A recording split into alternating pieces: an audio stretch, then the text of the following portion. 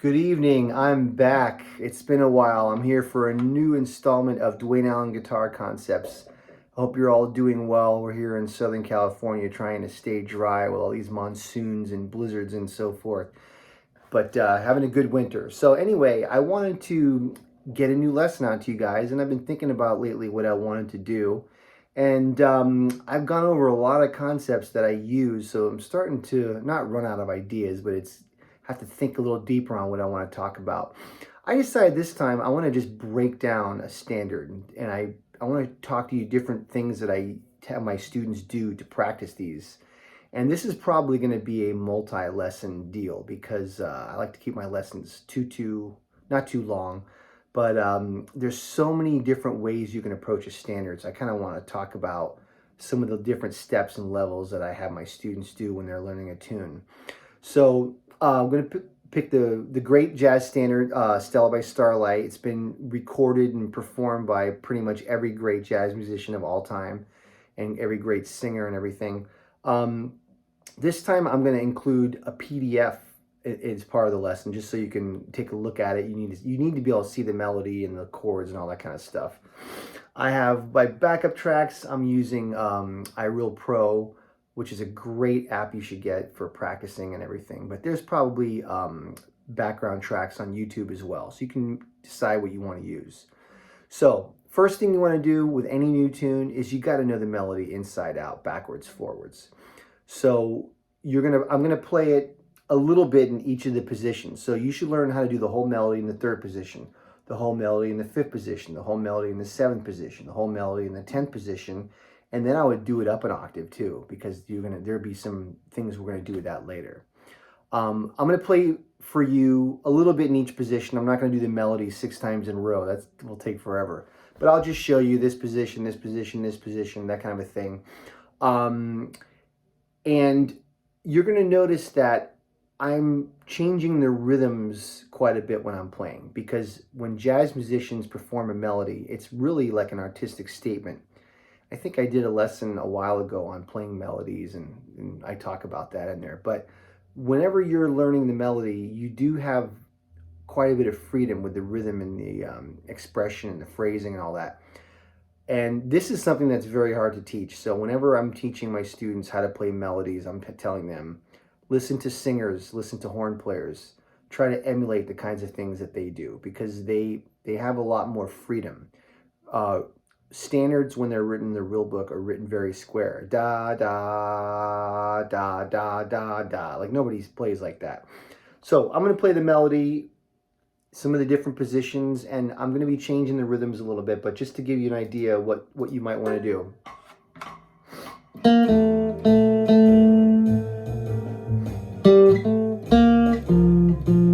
Always try to make it swinging and musical.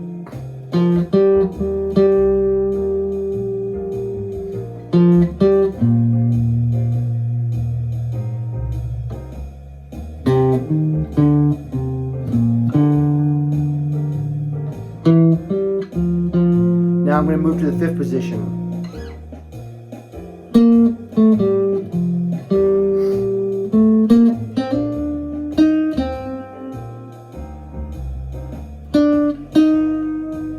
Right, playing there. I'll do it in the seventh.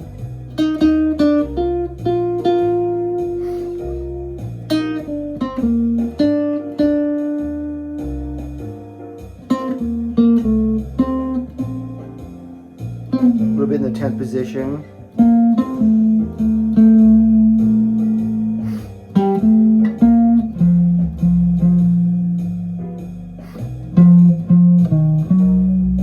See that? Playing different areas, try and make it groove.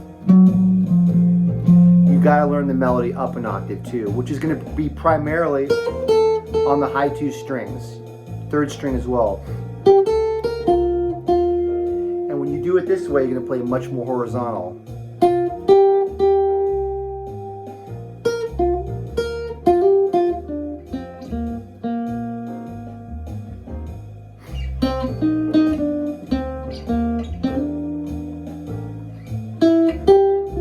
See how I'm doing that? Kind of playing more this way, not so much in position.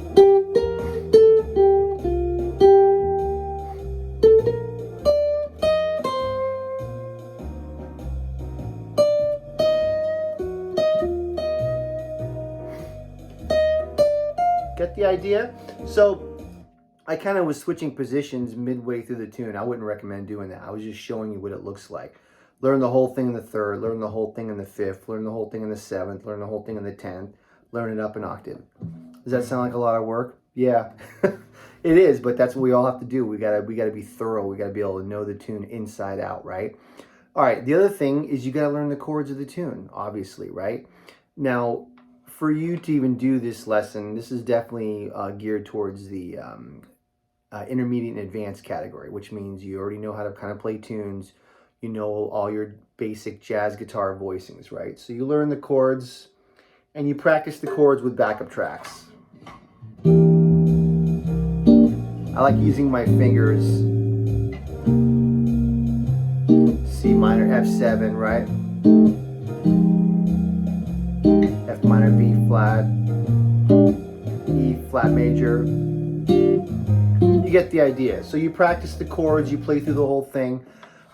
If you want some ideas on rhythmic ideas for comping and things like that, I would recommend to play to records. When I was learning jazz in the early years, my guitar teacher didn't really talk much about how to comp. He just taught me the chords.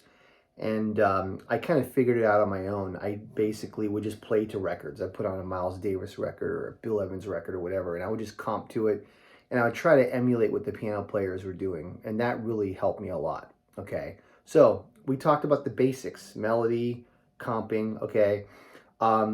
There's another aspect of playing tunes that we want to get into, which is what we call chord melodies. But that's going to be a whole other lesson because that's very, very deep.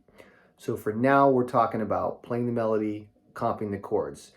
The ultimate goal is you really should memorize the tune, okay? I think way too many people nowadays have their eyes and noses buried in their phone trying to read the changes. I do it sometimes too if it's a tune that I don't know, but I've learned lots of tunes over the years. So you really need to learn as many tunes as possible. If you want to work, the guys who know the most tunes work a lot. That's a fact. I've seen that countless times over the years. So memorize tunes, okay? All right, so let's talk about improvising, okay? There's a million ways that you can improvise over this tune or any tune. I do it in kind of steps or like levels, we call it. The first level that I like to do with any tune is I teach it in tonal centers. And I've talked about this in some of my other videos where I break down some different tunes, but I'm doing this one today. So this tune is a very sophisticated tune because it has a lot of 2-5 progressions moving all over the place in different keys. If you don't know what a 2-5-1 progression is, go look it up because it's important. You should know what it is. So it starts off with E half diminished and it goes to A7 altered, right? And then it goes to C minor 7, F7. I'm not going to go through the whole song, but okay, E half diminished, A7, that's a 2-5 in D minor, okay? C minor 7, F7 is a 2-5 in B flat major. Then it does a 2-5-1 in E flat major. Now, as I'm telling you this, you should be looking at the music while I'm doing this, okay? So I'm going to tell you somewhat quickly what the tonal center is for each area. So what that means is instead of playing a different arpeggio and scale on every chord, which is what you want to get to later, is you do one scale for every 2 or 3 chords, and it simplifies the song, makes it easier, makes it more doable, okay? All right, so let's go over the tonal centers of the tune. I'm looking at the computer because sometimes it's hard to, I know the tune, but I might get lost when I'm talking about it. So E half diminished to A7, okay? That's a 2-5 in D minor. So what you would do is you'd play D harmonic minor for those 2 bars. Then you have C minor 7, F7. That's a 2-5 in B flat, okay? You could think of playing a B flat major scale for that whole time if you want. I tend to tell my students when you're doing a 2-5 that doesn't go to a 1, just 2-5, because a lot of tunes go 2-5, 2-5, 2-5. If you're just having a 2-5, I tell people to just do the Dorian of the 2. So if it's C minor 7, F7, you play C Dorian for those 2 bars, okay? Then the next 3 bars, it goes F minor 7, B flat 7, E flat major. That's a 2-5-1 in E flat. So in that case, you would just play E flat major. By the way, this song is in the key of B flat. So because you can do any of these songs in any key. So I'm doing Stella by Starlight in B flat. Should have mentioned that earlier. Okay, then it says A flat 7. Okay, so that A flat 7, you can deal with that chord separately, or you could just think of it as part of E flat. Okay, if you can, try to do an A flat mixolydian for that quick moment. But if you can't, you can do 4 bars where it goes F minor, B flat, E flat, A flat. And for those whole 4 bars, you could just do E flat major scale. If I'm going too fast for you, you have the music in front of you. You can also rewind this, take notes, whatever you want to do, okay? Then it goes B flat major. So you play B flat for that one part, for that one measure. The next 2 bars, it goes E half diminished, A7, D minor. So for those 2 bars, you would play D harmonic minor, okay? You always play a harmonic minor when you're doing a 2/5 in a minor key, okay? Then it has 1 bar of B flat minor 7 to E flat, quick 2/5. So I would play B flat Dorian for that bar. Okay, hope you guys aren't getting lost. Then it goes F major 7. Okay, so even though we're doing tonal centers, there are sections of this tune where you kind of have to switch with each measure, which is why this tune's kind of challenging. Okay, then it does, it goes E minor 7 to A7 again, so that's D harmonic minor, okay? A minor 7 flat 5, D7, okay? It does that. That's a 2/5 to G harmonic minor, okay? So you play G harmonic minor for those. Then it has an interesting chord, G7 sharp 5, okay? Okay, for 2 bars. That's an interesting chord. So for that chord, you would play a whole tone scale in G, which if you need to learn that, it's, you know, you can look up a whole tone scale.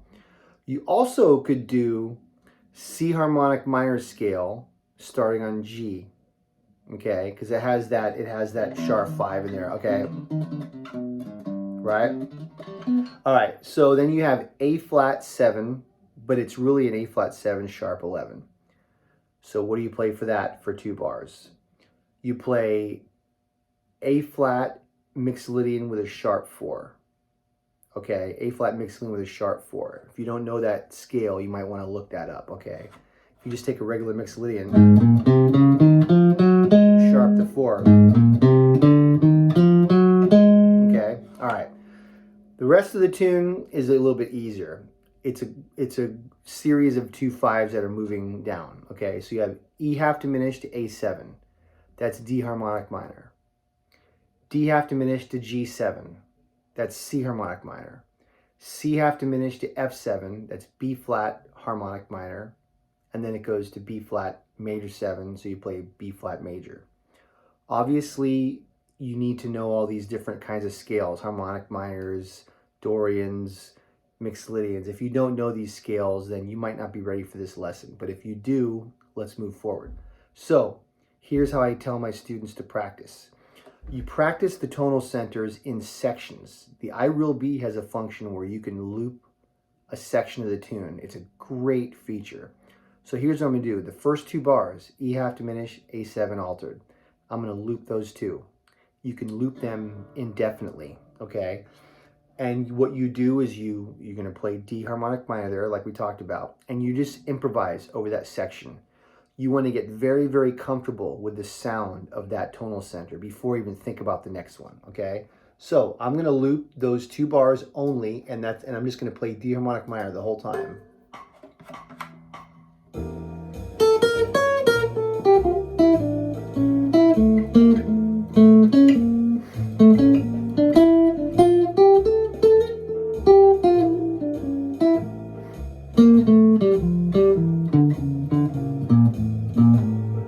Just take your time, sing what you play.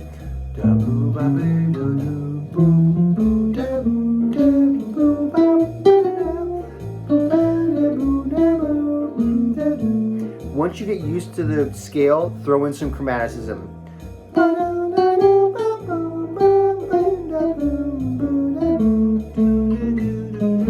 I always sing while I play. That's a big thing about when I teach. So you see what I'm doing? I was looping the first tonal center, which is E half diminished to A7. You stay with that until you really, really have it. Try playing around the whole neck. Get used to all the scales. Get the sound in your head. Start using chromaticism, okay? The next section is C minor 7, F7. Play C Dorian for that whole thing. Okay? That's what I recommend. So C Dorian for this section.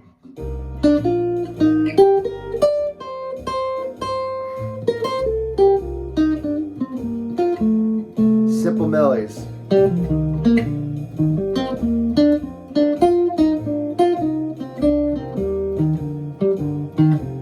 Throw in some chromaticism.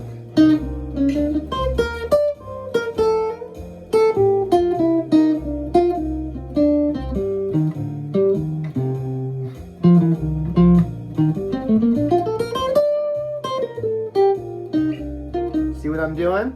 I loop that for a while, okay? So that's how you do it. You do section by set. I'm not going to do the entire song like that. We'll be here for 2 hours. But this is how you do it. I'm going to do one more section. I'll show you how to put it all together. Okay, then the next section's F minor 7, B flat 7, E flat major. Then there's that A flat 7. I'm just going to let that be part of the E flat tonality. There's a couple notes in there that don't quite work, but you don't want to deal with every chord and every measure just yet. We're going to get to that later, okay? All right, I'm looping the E flat major section, okay? That's all I'm playing, E flat major scale.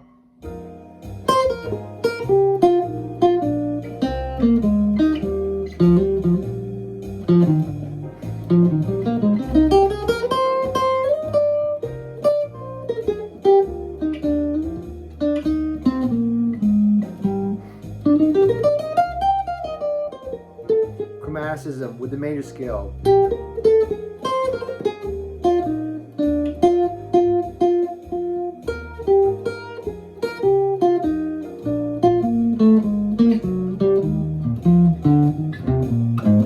Right? That kind of a thing. Then you do that tonal center. Now, you're not going to probably get through all these in one sitting. It's going to take maybe a couple weeks to really get it. But if you do it this way, you'll get the song down deeply. You'll know each section, okay? Then what you do is you start trying to put it together. You do it piece by piece, right? So we did the first 2 bars, D harmonic minor, second 2 bars, C Dorian, and then the next 4 bars, E flat. So that's the first 8 bars of the tune. I would practice the first 8 bars and loop those. You're doing it section by section. Most people don't practice this way, but I don't know why, because it works great. So D harmonic minor, C Dorian,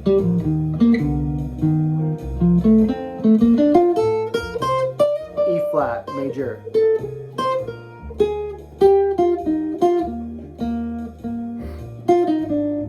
back to the beginning, D harmonic, C Dorian, E flat major,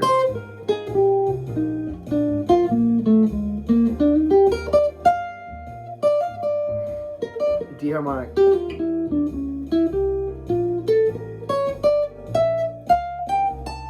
C Dorian,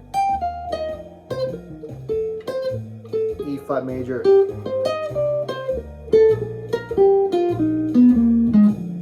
Now you're noticing, you're probably listening to this thinking like, that's kind of beboppy. I'm not doing any hip arpeggios or anything like that. All I'm doing is the scales with the chromatic tones. All of these concepts I've talked about in earlier videos. If you haven't checked out my earlier videos, check them out. So you see how we're approaching this song. I could sit here for 2 more hours and go section by section by section. So like the next section, you have a B flat major for a bar. So you loop that 1 bar and you play B flat major. Then you have the 2 bars where it's E half diminished, A7, D minor. You loop those 2 bars, you play D harmonic minor, okay? Then the 1 bar with B flat minor 7, E flat 7, you loop that 1 bar for B flat Dorian. And you put it together. We just did the first 4 bars together, then the first 8 bars, then you do the first 12 bars. And you add and you add. And if there's any one section that's giving you trouble, you loop that one section and you improvise over that one section over and over and over again, okay? All right, so I'm going to leave it at this. So learn the melody, learn the chords, listen to various versions, listen to singers, how they do it, so you learn how to phrase the melody in an artistic way. Start improvising over this in tonal centers. There's many other layers we can go with this, and be looking for another video about this, hopefully soon. I hope it's not going to be another 3 months. But it's great to see you guys again. I see more and more people subscribing to my channel. I want to thank you for that. If you like this lesson, please hit me up. Hit me up on, first hit like and subscribe. And I've had some people ask me about private lessons through Zoom. I definitely do that. That's the whole point why I'm doing this. I can help you way more if I can hear you play and give you feedback and stuff. But these are just some of the concepts of what I do. You can check out my other channel, Dwayne Allen Music, where I have a lot of live videos and gear reviews. I have several CDs out, Dwayne Allen Trio, In Transit, Dwayne Allen Quartet, Empty Streets, if you like what I'm doing. Anyway, great to see you guys again. Sorry it's been so long. Hope to see you soon. Have a good day.